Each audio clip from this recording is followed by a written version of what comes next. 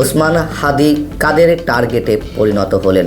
অনেক কিছুই হচ্ছে, কিন্তু নির্বাচনের তফসিল ঘোষণার পরের দিনই একজন সম্ভাব্য প্রার্থীর এই গুলিবিদ্ধ হওয়া কি ইঙ্গিত দেয়? আগামী নির্বাচনটা কি সুন্দর পরিবেশে আদৌ হতে পারবে? মির্জা আব্বাস কি হাদিকে গুলি করিয়েছে? বিএনপি কি হাদিকে গুলি করিয়ে মির্জা আব্বাসের প্রতিদ্বন্দ্বী সেটাকে সরিয়ে দেওয়ার চেষ্টা করেছে, নাকি জামায়াত ইসলাম তারা নিজেরা ষড়যন্ত্র করে হাদিকে হত্যার মধ্য দিয়ে বিএনপিকে ফাঁসিয়ে দেওয়ার চেষ্টা করছে? আমাদেরকে বলতেই হবে, ওসমান হাদির এই ঘটনাকে কেন্দ্র করে বিভিন্ন রাজনৈতিক দলের মধ্যে বিশেষ রাজনীতি কাজ করছে, অথবা বিশেষ রাজনৈতিক উদ্দেশ্যে এই ঘটনাটি ঘটানো হয়েছে। তাহলে কারা ঘটালো এই কাজটি? ওসমান হাদি কাদের টার্গেটে পরিণত হলেন?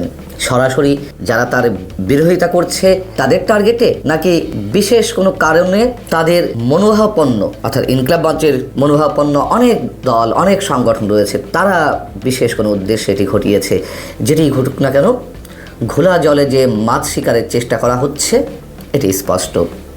এবং এই ঘটনাকে কেন্দ্র করে উপদেষ্টা পরিষদের সদস্যরা জরুরি বৈঠকে বসেন, কি করা যায়, কি করতে হবে ইত্যাদি ইত্যাদি বিষয়ে।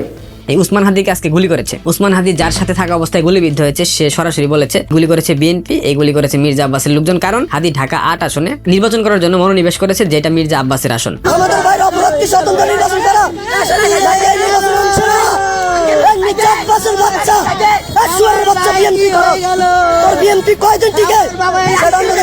মির্জা আব্বাস কি হাদিকে গুলি করিয়েছে? বিএনপি কি হাদিকে গুলি করিয়ে মির্জা আব্বাসের প্রতিদ্বন্দ্বী সেটাকে সরিয়ে দেওয়ার চেষ্টা করেছে, নাকি জামায়াত ইসলাম তারা নিজেরা ষড়যন্ত্র করে হাদিকে হত্যার মধ্য দিয়ে বিএনপিকে ফাঁসিয়ে দেওয়ার চেষ্টা করছে? দুইটা খেলা হতে পারে, কিন্তু জামাত এবং বিএনপি উভয় দোষ দিচ্ছে এই কাজটা করেছে আওয়ামী লীগ। অর্থাৎ আওয়ামী লীগ হাদিকে গুলি করে নির্বাচনী পরিবেশ উত্তপ্ত করতে চায়। এই মুহূর্তে বাংলাদেশে নির্বাচন চাচ্ছে না একমাত্র জামায়াত ইসলাম, সেক্ষেত্রে জামাত হাদিকে গুলি করে না এর নিশ্চয়তা কে দেবে? সেই জুলাই জঙ্গি উত্থানের সময় যে ষড়যন্ত্রকারীরা জামাতের হয়ে কথা বলেছিল, জামাতের হয়ে স্নাইপার দিয়ে আক্রমণ করেছিল সাধারণ মানুষের উপর, সেই স্নাইপারের এক সাবেক পুলিশ সদস্য শরীফ ওসমান হাদি এখন কোমায় রয়েছেন, চিকিৎসকরা সেটা নিশ্চিত করেছেন।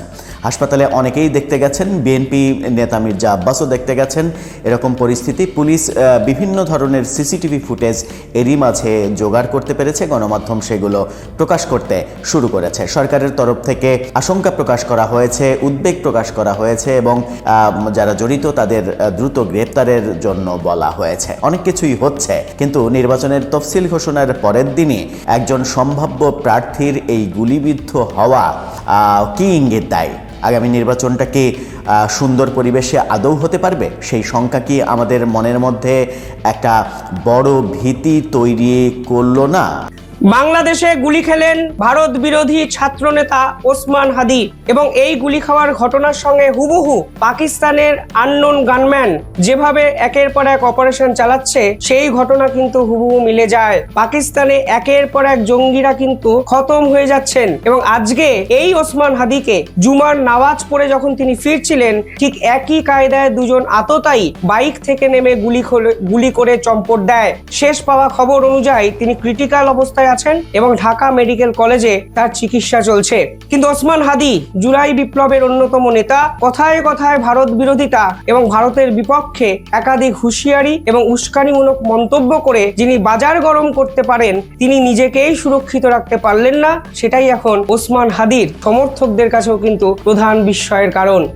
ওসমান হাদিরে কে গুলি করলো এটা নিয়ে আমি মোটেই বিচলিত না, চিন্তিত না। তবে ওভারঅল বাংলাদেশে গোলাগুলি চলতেছে, তো গত 2024-এর জুলাই থেকেই গোলাগুলি চলতেছে। কে কারে গুলি করতেছে, কে না করতেছে, এটার কোনো সুষ্ঠু বিচার তো আজ পর্যন্ত সরকার করেনি। তাহলে খুদা এক ওসমান হাদিরে কে গুলি করলো এটা নিয়ে ফাল পেরে লাভ কি? বরঞ্চ আমি আরো চিন্তিত যে যারা মারা গেছে জুলাই আগস্টে, তারা আসলে কিভাবে মরছে, কার গুলিতে মরছে, কাদের গুলিতে মরছে, সেই পথ রুদ্ধ করে দিছে আসিফ নজরুল, ইউনূস সরকার। সেটা নিয়ে বরঞ্চ আমি আরো বেশি চিন্তিত। সেই কথাটা আজ পর্যন্ত কেউ কইল না যে পুলিশের স্টেশন যে আক্রমণ করছে কারা, সেটা বের করা উচিত, সেই রাস্তা বন্ধ করা উচিত না। কারণ অসংখ্য নিরীহ নিরাপরাধ পুলিশ অফিসার গুলি খাইছেন, তাদের অনেক পরিবারের সদস্য আমার লাইভে এসে কান্নাকাটি করছেন। কই তাদের নিয়ে তো ইউনূস সরকার বা হাদি কান্না করতে দেখিনি। আমি বরঞ্চ কি শুনছি, আমি উল্টা শুনছি যে হাদি কইছে যে স্বাধীনতা যুদ্ধকালীন সময়ে আওয়ামী লীগের নেতারা ভারতে গিয়ে পালাইছিল, এবং ভারতে গিয়ে পালায় খেয়ে তারা আরামে এসেছিল, আর বাংলাদেশের কৃষক শ্রমিকরা যুদ্ধ করে দেশ স্বাধীন করছে। ওই সময় তো হাদি সে তো তখন চিন্তা করে নাই যে মুক্তিযুদ্ধ কিভাবে সংগঠিত হয়েছিল? সে তো তখন চিন্তা করে নাই কিভাবে বঙ্গবন্ধু সহ আওয়ামী লীগের নেতারা কিভাবে মুক্তিযুদ্ধকে সংগঠিত করেছিল।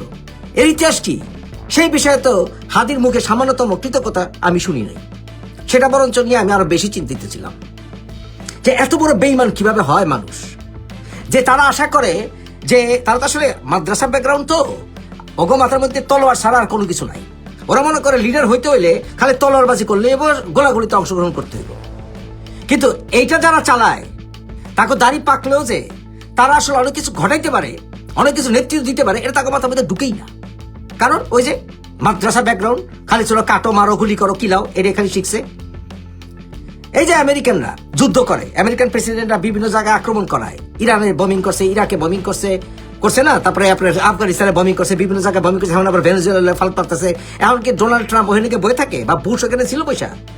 এমনকি আমাদের ইতিহাসে যখন সম্রাট আকবর এই বাংলার মোল্লা মৌলবী পেদানি দিছিল, তখন কি সম্রাট আকবর দিল্লি ছেড়ে ঢাকায় আসছিল? আসে নাই।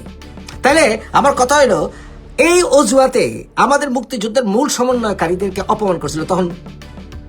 তখন হাদির নৈতিকতা কইছিল। যখন 32 নম্বর ভাঙছিল, সে 32 নম্বর ভাঙার বিরুদ্ধে ওই তো গিয়ে দাঁড়ালে তো ইনকিলাব মঞ্চের কথা কয়। কই ওই তো 32 নম্বর যখন ভাঙতেছিল তখন কে সামনে দাঁড়ায় নাই? তো ও তো বলে নাই যে 32 নম্বর শুধু বঙ্গবন্ধুর বাসভবন না, এটা আমাদের ঐতিহাস একটা স্থান। তখন ওর বিবেক কইছিল। তাহলে আমি হাদিকে গুলি করলে নিয়ে আমার কেন মাথা ব্যথা থাকবে? দেখেন, আমি শেখ হাসিনা শাসনের যথেষ্ট সমালোচনা করছি, করি নাই? যথেষ্ট সমালোচনা করছি, এখনো করি। কিন্তু আমি মনে করি বাংলাদেশে গণতন্ত্র ফিরে আনতে হইলে অবশ্যই আওয়ামী লীগকে রাজনীতিতে ফিরে আনতে হবে। হয়তো কইছে শক্তিমত্তা দিয়ে ফালাই বা এই করবো ঠিক করবো, গালাগালি দিয়ে আসে মনে করছে আওয়ামী লীগের নিশ্চিন্ত করতে, আওয়ামী লীগ আর ফিরবো না, এটা মনে করছে না? কিন্তু আমি কিন্তু বারবার বলছি যে বহুদলীয় গণতন্ত্রের স্বার্থে, বাংলাদেশের প্রকৃত মুক্তির স্বার্থে অবশ্যই আওয়ামী লীগের রাজনীতিতে ফিরে আনতে হবে। যারা অন্যায় করবে, সেটা বিএনপি, আওয়ামী লীগ, জামাত যেই হোক, তাদের বিচার হোক।